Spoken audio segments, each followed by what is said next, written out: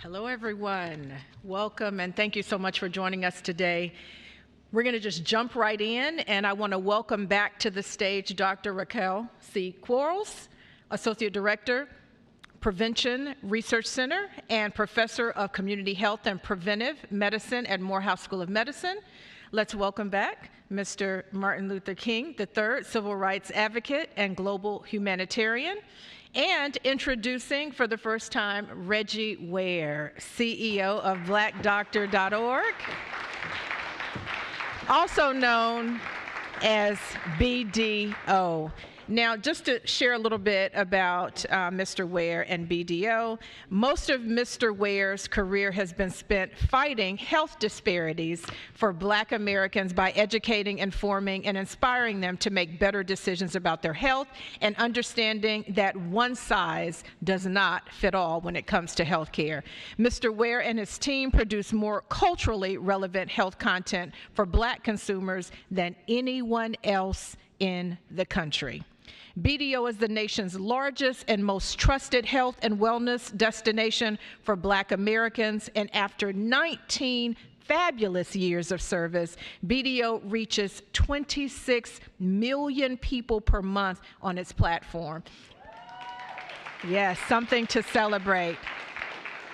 It is literally the most trusted health resource for Black people and has more Facebook followers than WebMD. Welcome to the stage, Mr. Ware, and our illustrious panelists. Let's get started. Thank you.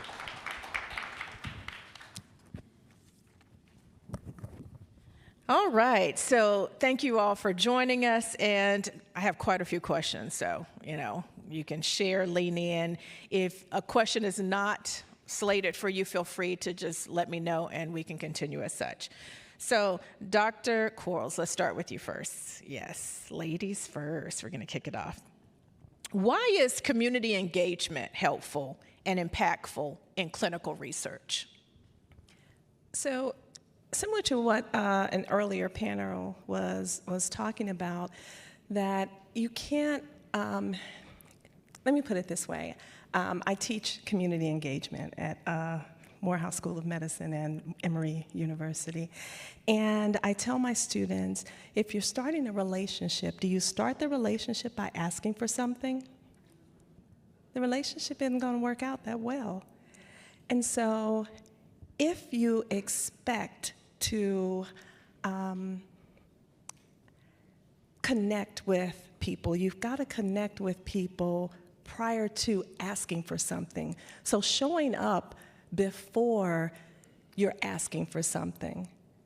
And so, and that's, I think, why the work that we do at Morehouse School of Medicine is successful, because whether there is funding or not, we are still there. We're still in the community. And so when it comes to community engaged research and clinical trials, when we are coming to the community to talk about participation in clinical trials, we are one of those trusted voices because we were there before we were asking for them to do something for us. So it's a mutually beneficial relationship that we've developed. And you mentioned a key word, trusted relationships. We know relationships matter, and I want to touch on that a little bit. How can we overcome mistrust in clinical research and improve diversity in our clinical trials? And, Reggie, Dr. Quarells, you all can lean in with this one. Can you hear me? Sure can. Okay. Let me talk a little bit about engagement. Engagement is important for us. One of the things that we learned early on, so I started the company 20 years ago. And so when you create a website, you never think that you're going to be able to reach millions and millions of people. At least I didn't. I knew I was creating something that was really important, something that was really needed. But how do you go from creating a website to reaching millions of people? And so Derek Lane, who was just previously up here, our chief marketing officer, who was instrumental in helping us grow our platform, the way we did it was with engagement. But what we did was we we had the content, but we didn't have the reach. And so we identified connectors, right? Because it's not just anybody engaging. You have to find those connectors. And those connectors go in, they talk to their family members and friends and colleagues, right? So it's really important when you're thinking engagement, who's doing the engagement, right? And these are the people, and this is how we built our platform. And so we would just create content just for the engagement. We would do a thought of the day on Facebook, and it would just be a regular thought. One of the questions one day was,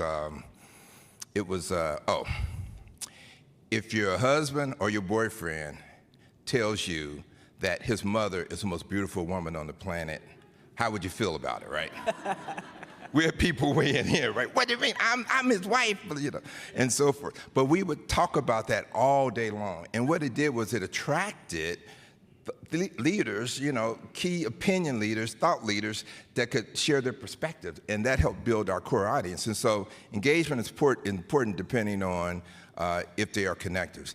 Now, the trust piece is another critical piece. And for us, you know, we're a consumer health website, but our name is blackdoctor.org, right? We knew that if we were to become a true resource for our audience, we had to overcome the biggest hurdle, which was this mistrust, if you will, of the healthcare establishment. And so in the Black community, your two most trusted icons are the preacher, right, and the doctor. And so right. Black Doctor is this iconic name that our audience says, hey, wait a minute, information I can trust, information from me, and so forth. And so I think that you overcome mistrust by connecting.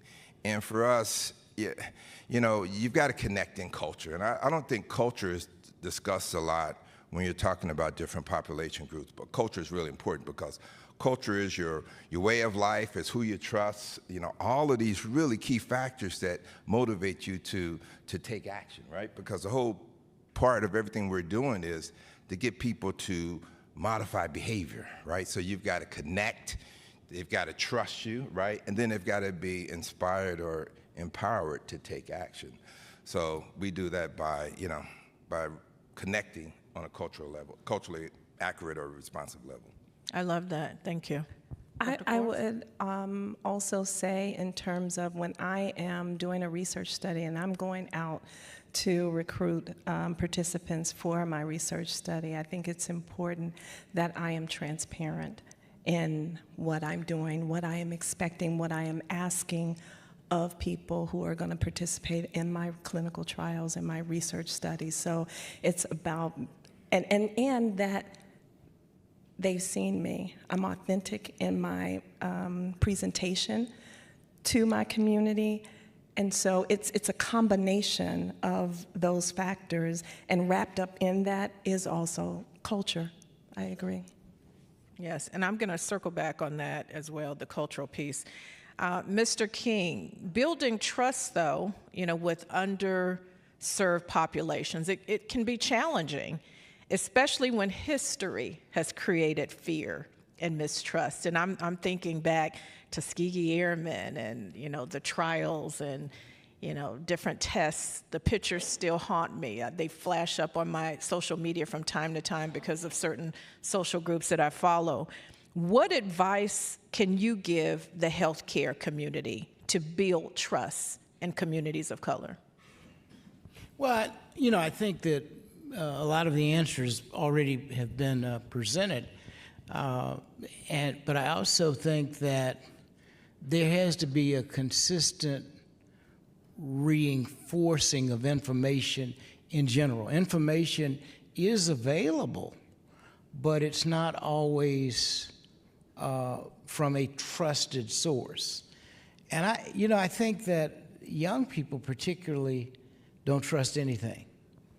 And I'm not saying that's bad. I think, you know, the reality is the world has to be engaged so that we do our own research, because we're sort of programmed according to certain things that most of us live in a bubble or in our own, whatever's fed us. It's not always independent thinking. What I like is independence, to be able to come to your own conclusions so that you're not told what you're seeing And if you are, you're able to say, well, no, I don't know if I agree with that. I need to do a little bit more research to establish what is authentic, what is truth, what speaks to me. Now, obviously in healthcare, that's complicated because there's a lot to this called healthcare. I mean, in the United States, particularly, and particularly in the South, where we're talking about the issue of Medicaid expansion. And it's sad that in my own city, in my own state, that there are a number of hospitals and healthcare facilities that are closing, 3 or 4 in the city of Atlanta. And they happen to be in communities where there are significant populations of a community of color. And you have to wonder, well, why, if we're talking about healthcare for all, and you're closing hospitals, people don't have access, the ability to get the treatment, that's a problem. Now, what that means is the community has to organize and say, look, this should be for everyone. I mean, you have money just sitting right now. We always talk about there's no money. No, that's not true. This is in a number of states. And it's interesting that it's a lot of the southern states. And you can't, if you could give me a good reason as to why. You know, I don't understand in this wealthy nation why we believe that, well, if you're not able to pay or if you don't deserve it. Well, it's a combination of factors because we have to make the economy better, lift up the economy so that more people can do well and be able to,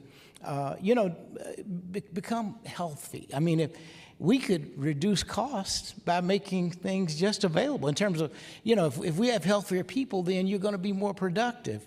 If you're unhealthy, our children are going to be able to, how do a child goes to school with no food?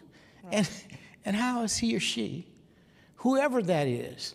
So we got to create a really equal system so that people can access the system. And that means that we have to build bridges in our community, all across our state. Because as I said, it's not like one hospital, it's a number of them in the state of Georgia that have closed. That's the same way in Alabama. That's the same way in North and South Carolina and other states in the South. And that shouldn't be. If the resources were not there, that's a different discussion. But this is just, there's no such thing as free money. But this is money that has been made available, that people have intentionally decided we don't want to take this money, at least not for this reason. But if we were bailing out a corporation, there's all kind of money. We do it all the time. We bailed out the banks. We needed to. We had to when President Obama was president. We bailed out the auto industry. We needed to and had to. I mean, this country, I don't know what would have happened if that had not been done. But we also need to look at other things and consider, how do we lift all boats? Thank you for that. Can I piggyback off of that? That was some really good information. Let's talk about the money piece. So our mission is to get every black family as healthy as possible. Well, what does that look like? Well, the people that are healthy, to get them to continue to embrace prevention. But for the people that have conditions and diseases, we have to get them on the best drugs. And so I think corporations sometimes look at the health equity piece as a nice thing to do. And when you look at it as a nice thing to do, then you got to pass around a tin cup to get money to finance it. That's right. Right? But the reality is, I look at it and say, okay, well, if we can get Black America on the best drugs, these are thousands and millions of people that pharmaceutical companies will make money on, right? So if we can partner together, because you're looking for patients, we're trying to get these patients on the best drugs. And by the way, if you don't know, the problem with black consumers, I call them consumers instead of patients, because somebody mentioned earlier today that these are real people, these are human beings, real right? People, yeah. And so the problem is when we go to the doctor, we're not necessarily given the best medication. We're not recommended typically the life-saving procedures or even the life-saving tests. And so for us, we look at our audience, we say, okay, we've got to create super advocates because that's one of the things we can control. We can get people smarter. The second thing we've got to do is we've got to get pharma to look at, it was almost better for us before DEI became popular because companies knew we were a business imperative. We had a group of patients, they wanted we could grow their business. When DEI became popular, then people started doing a lot of other things. Give you a case and give you an example. Another pharmaceutical company, not you guys. It's not us. Not you, not UCB. No. Cancer drug. Okay. Well, you know, we've got this cancer budget. I say, okay, well, we've got cancer patients. Oh, no, we got something else we're doing. Well, what are you doing? Oh, we're doing the Essence Festival.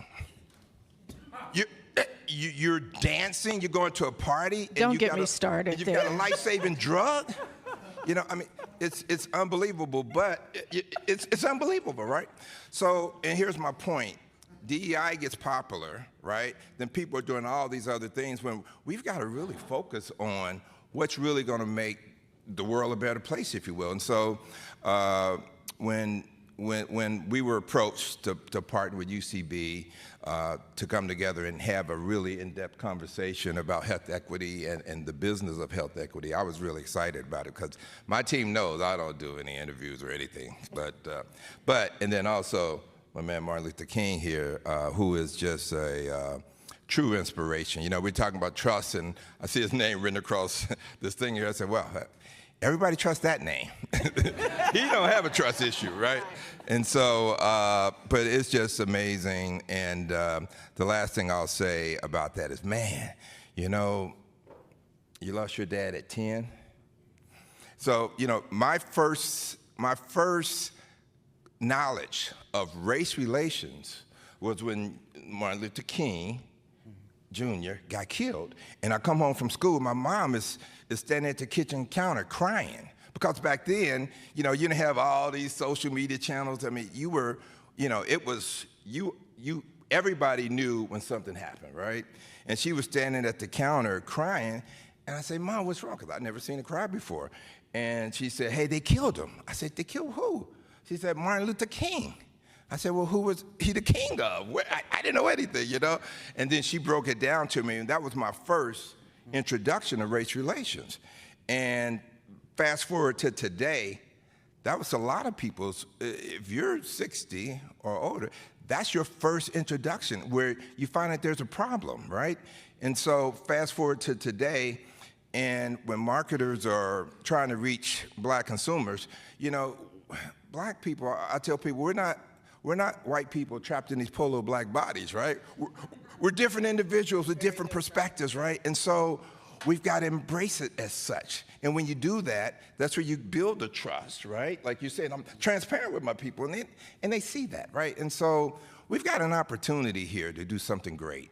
And I mean, and you guys are approaching it the right way, you know, and a lot of people don't. So I really commend you, the president, all of you guys in terms of really rolling up your sleeves and say, hey, let's get this right. I mean, that's leadership, that's vision. I mean, that's amazing. I mean, you've said a mouthful, and that is why I'm here, you know, as a values-based leader. The days of it's the right thing to do are gone. It's a business imperative. For us to be sustainable and around for another 100 years, it's important to understand the diverse communities that we should be serving if we're not. The great thing about UCB is they get that piece, you know, and I love our focus on what our, you know, head of talent, Jean-Luc, calls the 4 Ps. You know, we're focused on our people, the diversity of our people, our patients, products, partners like you all, external partners as well as internal partners. So we talked earlier about the cultural piece, and we're trying to build trust. You're telling us how we need to build trust in these communities. Mr. King and I were chatting earlier about we'd both driven by UCB, and we didn't know, you know, because I've only been here since March, that this was UCB and it was such a large campus. But when you have communities of color, and there's been a lot of, you know, mistreatment and disparities, and et cetera. How do you move forward with that? Like a company like UCB and other healthcare entities, what next? If you could give us one or two nuggets of what we should do. Well, okay, I'll give you an example. We have 1.7 million email addresses of consumers, and they're broken down by condition. There's 100,000 sickle cell patients in the country. We have 17,000 sickle cell patients. So when we started to capture these sickle cell patients, the first thing we did was, okay, we're going to give you a platform. Share with me all your problems. So for maybe 6 months, we had them rant and rave. This was before the products came out, because we knew the products were coming out, but we knew we couldn't just say, take these products. We had to understand where they were. And so, you talk about how you build trust when things are bad. Man, we let people get everything off their chest, right? And, when people get to talk about their problems and you're listening, right, you're making a connection. And that's what we did. And we let them wring it all the way out. Once they wrung it all the way out, then we said, okay, now let's talk solutions, right? And they were ready to listen at that point because they knew we were vested with them, right? And so I think that and then the other thing I'll say about when things are bad, how to win trust. When COVID hit, the government and a lot of people asked us to help get people to get the vaccine. Yeah. And one of the things we learned was the journey for blacks were going to be different. We had to talk about Tuskegee and all this. That's right. Our pathway to victory was totally different, Very right? different. But there was when the vaccines came out, one of the issues was, Kendall will get a kick out of this, our artists start telling us, hey, we can't get an appointment to get the vaccine because whites are coming in the community and they're booking all the appointments, so we can't get our appointment to get the vaccine. So we said, we'll just go to the white community and get the vaccine. Can't do it. Can't do that. Now, we didn't say, oh, yes, you can. We said, let's talk about it. Because perception is reality. reality. And when you tell people, oh, no, you can do it. No, they're not going to. You can't make people do things. You have to let them come to their own conclusions, right?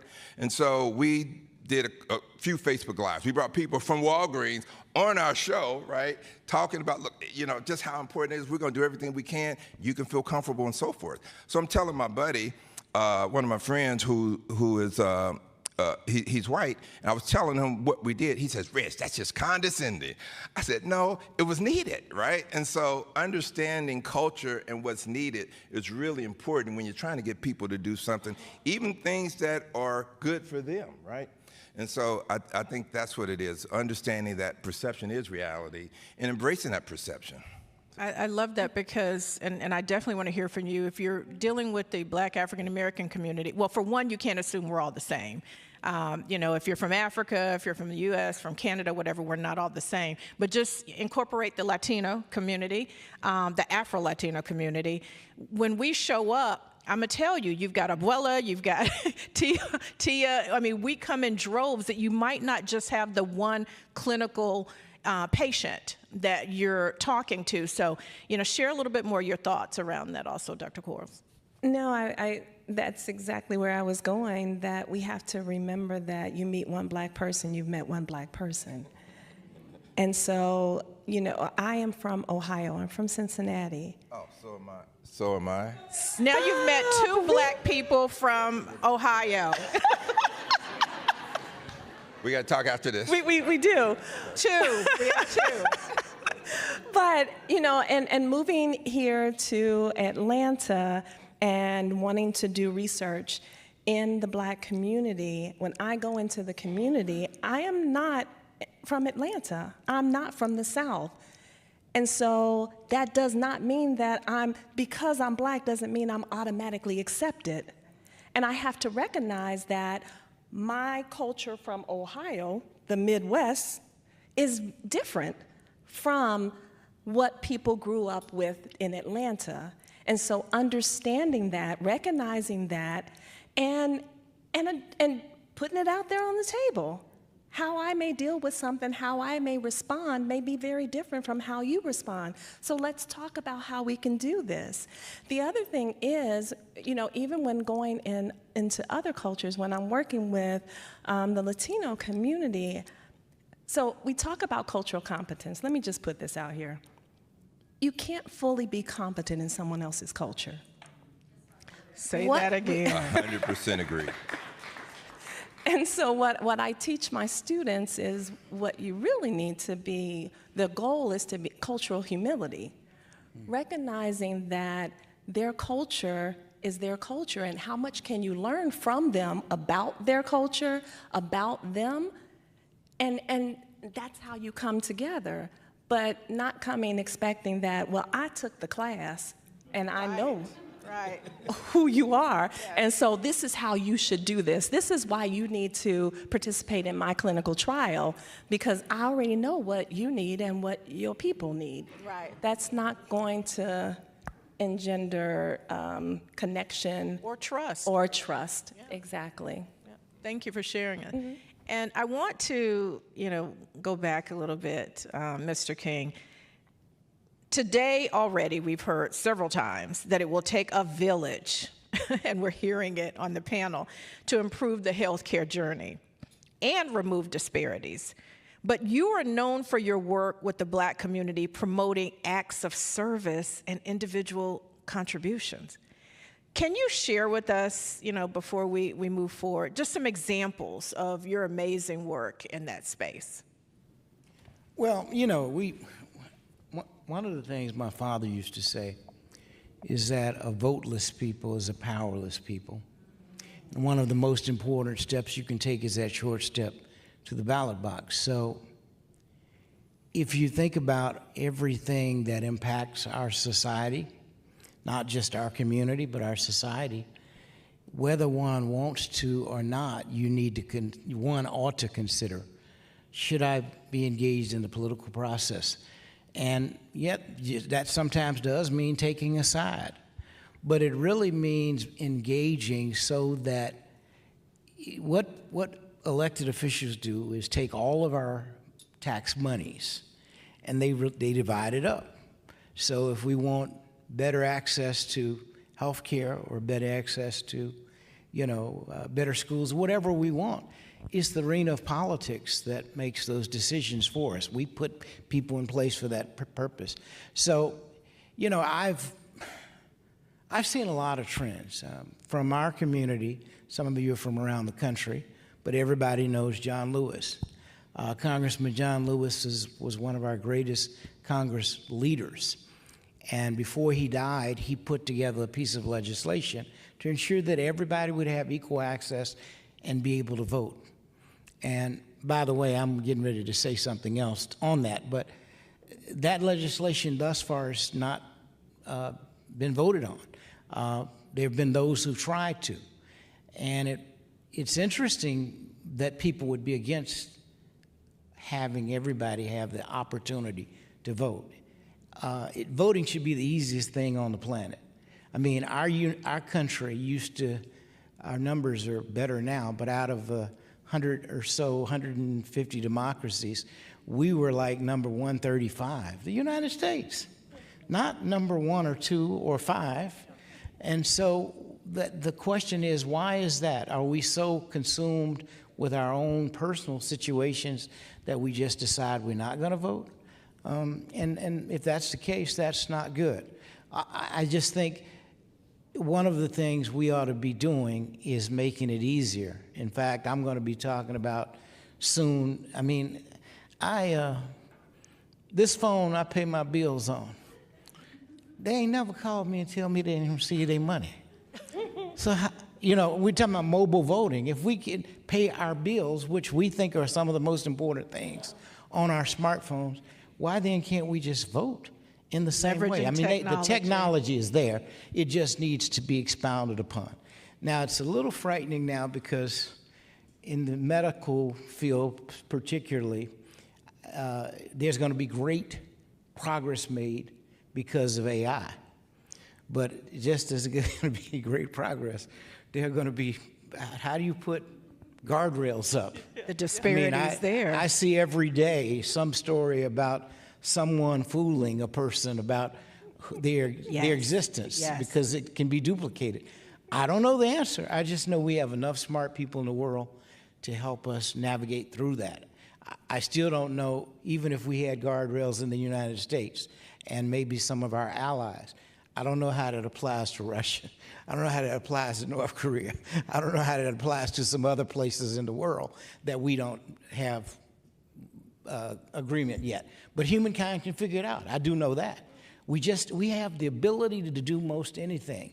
We just have to identify the will. So when ability and will connects, it yields results. I like that, connecting technology to tackle some of the disparities, inequalities, et cetera. That's a great call out. I want to make sure that everyone understands the barriers to accessing healthcare, especially for underserved populations. Can we talk a little bit more about some of the barriers? Like as a stage 4, 90-day days to live cancer survivor, I had a lot of barriers fighting that battle. So share just what you've seen, what you've heard, what you've helped patients or consumers work through when it comes to barriers. You want me to start? Okay, you can start. Okay, so I think that when I talk to, for example, the people that I work with who have epilepsy, the challenges of getting access to a specialist. And what we know is that people who see specialists, the neurologist or even the epileptologist, they are more likely to get the latest drugs. Those who don't, who are being seen by their primary care or worse, in the emergency room for their care, then they're not getting that access and having that regular care. So we know that blacks with epilepsy are less likely to have access to a specialist, but we also know that they are more likely to be diagnosed in an emergency room with epilepsy. And so where do you go from there if you can't get the care that you need to deal with a debilitating and really challenging condition? And add on the wait times and Right just now, access to facilities, I will tell period. you here, it is a 6-month wait minimum to get in to see a neurologist. Talk about a barrier. That's a very big barrier. Exactly. Yep. You know, I would, I think that the way we look at it is it's a little different.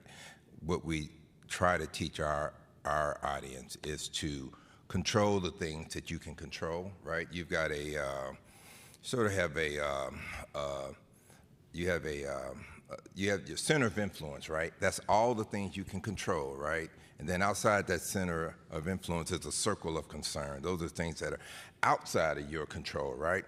But if we can get people to better understand the things they control, the knowledge about the condition, eating right, exercising, how to have a more productive doctor visit because you're better informed about the condition and so forth. But as we focus on the things we can control, our center of influence, that center gets larger and larger so that the circle of concern becomes smaller and smaller, right?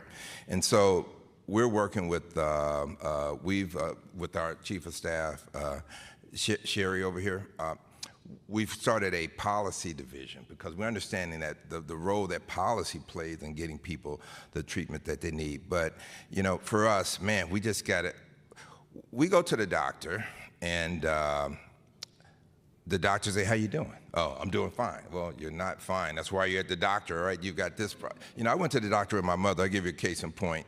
She couldn't walk 5 steps without being tired and have to sit down and rest. So I said, okay, well, she's seeing a pulmonologist. So what the heck's going on? So I told Pops, I said, look, Pops, and my mother is 89, just turned 89. Pops is 90. They've been married for 60-some years, 67 years. It's just amazing. And they met in Montgomery. I was telling you that my folks live right around the corner from Martin Luther King. But anyway, let me not digress. Okay, so I go to the pulmonologist with my mother because I'm trying to figure out why is she doing so bad when she's seeing a doctor on a regular basis? I said, Pops, you wait in the waiting room. Let me go back there with her, right? So we sit down. He says, hey, Miss Sylvia, how you doing? She said, oh, I'm doing fine. I said, oh, that's great to hear. Okay, well, I'll see you next month. I said, wait, time out. She can't walk 5 steps without being out of breath. She's got this. She needs 5 things that I've written down. He said, oh, I had no idea, right? And so it's really important that we create a game plan. So if a family member, and there are a lot of us have family members of all ethnicities, right? We have family members that are just not comfortable talking to the doctor. So we've got to be that caregiver, that person that goes to the doctor's office with them to help them explain the situation. So that's one thing, right? Better information, a more productive doctor visit would really, really help. The other thing that we've done is we've created this patient journey roadmap. And we got it broken down in 5 different stages, from awareness to fulfillment, which is going to the doctor's office, to access, how you're going to pay for the treatment, onboarding, once you start taking the treatment, what happens then, and then it's not compliant. Adherence, right? Yeah. We had compliance in there, but we tested it, and people didn't like the word compliant because it had negative connotations. Right. So it's adherence. It means other things. That's right. Exactly. And so what we found by creating this roadmap, and we did it with some really smart physicians, but 3 things happened, right? One is it helped to create shared decision-making, right, between the patient and the doctor, right, which is really, really important, because with shared decision-making, you're more likely to be able to be on a regimen that's going to help. The other thing was it helped people to see the future. Think about how important this is. We shut down planet Earth when COVID hit. Why? We couldn't see the future. The entire planet shut down, every country, everywhere. We couldn't see the future. It's that critical and important, right?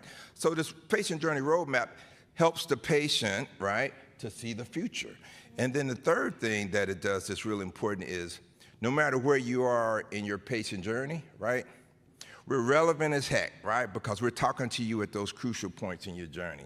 And so when we're talking about how to get better treatment, man, what we can control is how smart our audience is about the condition, right? And there are some factors we can't control, but the ones we can control, we absolutely have to get better at doing that. Love that. Yeah.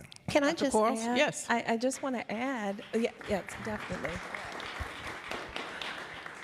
One of the spaces where we really need to focus is that transition between children to adulthood, the emerging adults. That's such a great call out. Big gap, and children and parents aren't prepared for when they switch over to these adult doctors who will treat them very differently than the pediatricians.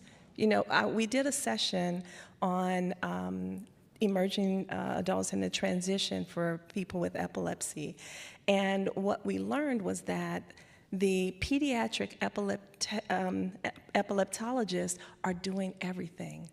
They are in terms of all of the different problems that are associated with their condition. But when they go to an adult epileptologist, they're not doing any of that. You need to go see somebody else for that. I don't do that. I just do this. And so the family isn't prepared for that transition. So that roadmap that you're talking about, that's also needed for the children who are turning into adults who are now going to have to take care of themselves, because depending on the doctor, they're not letting the parent be involved. I love that. And for healthcare providers that are somewhat lazy, like the one that, you know, your mother was saying, can guide them to ask better questions and move forward accordingly. So we're coming down to the end of our discussion. You know, what nugget would you leave with us, panelists? Like, just last bit of knowledge, something you want to share about healthcare disparities, mitigating healthcare disparities, connecting with communities, something we need to do around education, anything that's top of mind for you. Okay.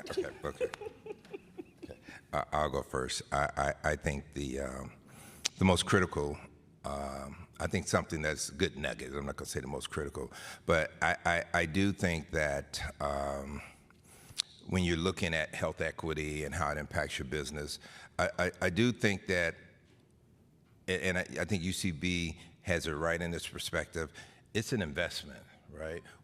And there should be an expected return, because if you look at leveraging culture, right, for commercial excellence, I think there's a great return on investment there. And for me, as a business, I mean, and my staff knows this, our goal is to save lives, right? But we know that to do that, we need money to do that, right? And so the business imperative is important as well. But I think if companies look at, okay, what's the quickest way, what's a really quick way for me to grow revenue and get advantage on the competition, because we're talking to the other pharmaceutical companies, right? And they're not being smart like you guys. They're not. They really aren't. They still think it's past the 10 cup. It's a nice thing to do, but you guys are looking at it like a business imperative. Matthew said something earlier, but that was really interesting. But yeah, I'm gonna leave right there because I talk forever. This is two things. Number one, we all know that the journey of 1,000 miles begins with the first steps. Right. So if we want to address this crisis, because it's a crisis, it has to be strategic and intentional. When you say, how do you eat an elephant? It's really one bite at a time. And that applies, I think, not just to this industry, but to this topic. It is huge, and it is something we can solve. So we have to start looking at it as it's too big to fix. It is fixable, it is resolvable, and it really begins with building this plan, which may already exist, but it has to constantly be modified. You have to be willing to say, okay, this didn't work. Okay, there's something else that we need to try. But this is resolvable. That's what really makes it unfortunate right this moment.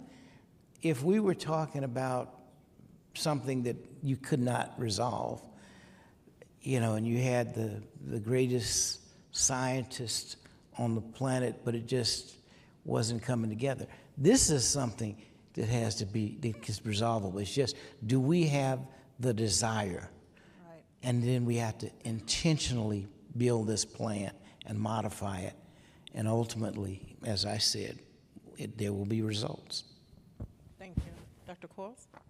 I think building on that, if we work together, and I think it takes the village, it takes all of us. So it takes not only the person who is dealing with whatever condition they're dealing with, it takes that patient advocate, that family member that supports them. It takes those community health workers who we have in every community. It takes those key stakeholders in communities, those key leaders, those trusted voices. It also takes our policymakers. It takes all of us to make that change. And then, yes, it is accomplishable. I do agree. Thank you. So access, it's a privilege. And when you're privileged, it can sort of break down some of the barriers and boundaries and open up some of the equitable opportunities that patients and patients of color have needed, breaking down the disparities that we've been talking about today. Thank you, panelists, for your contributions, for your work, your service. We appreciate you. Thanks for joining us today.